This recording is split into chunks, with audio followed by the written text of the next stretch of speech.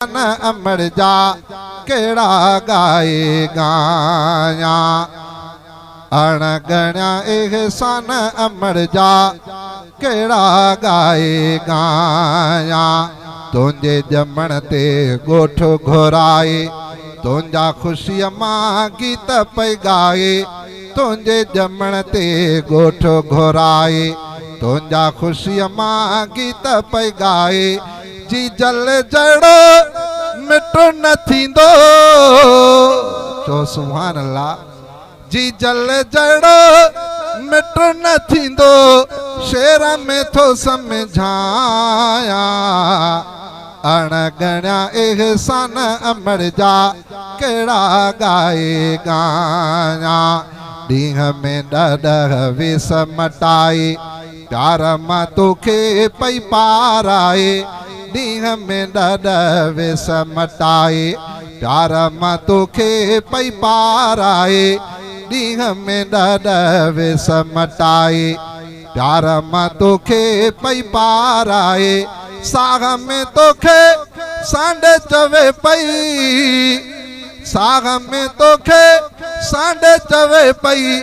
सुरमो भी तोखे पाया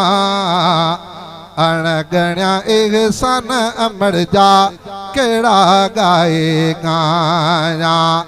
ओचितो अमर जे वई उडामी अड़ो दुनिया में न मिलंदो गामी ओचितो अमर जे वई उडामी अड़ो दुनिया में न मिलंदो गामी ओचितो अमर जे वई उडामी अणलब मोती जी जल जड़ो अणलब मोती जी जल जड़ो लाल किथा पुल भाया अदल कर एतराम बेजो नेठ अबो बे अबो आ अदल कर एतराम बेजो नेठ अबो बे अबो आ चप चुम्यूं डई हिक बे खे चने अब करे सद कबो अदल कर एतराम बेजो नेठ अबो बे अबो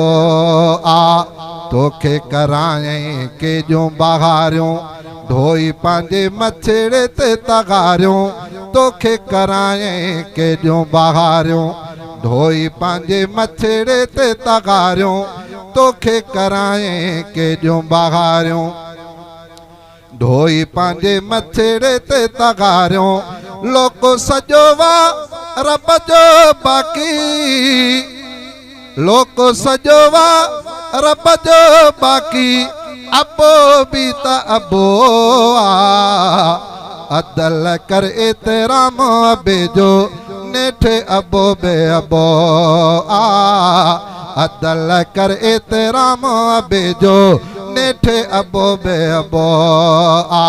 चप चुम्यूं डई हिक बे खे चने अबो करे सद कबो अदल कर एतराम बेजो नेठ अबो बे अबो लठड़ी अडे जडे थींदुसि लाड़ो कावड़ मां टोकींदेसि कुराड़ो लठड़ी अडे जडे थींदुसि लाड़ो कावड़ मां टोकींदेसि कुराड़ो छिड़बियों से छाप करे से छिड़बियों से छाप करे से कावड़ को न कंधो अदल कर एतराम बेजो नेठ अबो बे अबो चप चुम्यूं डई हिक बे खे चने अबो करे सद कबो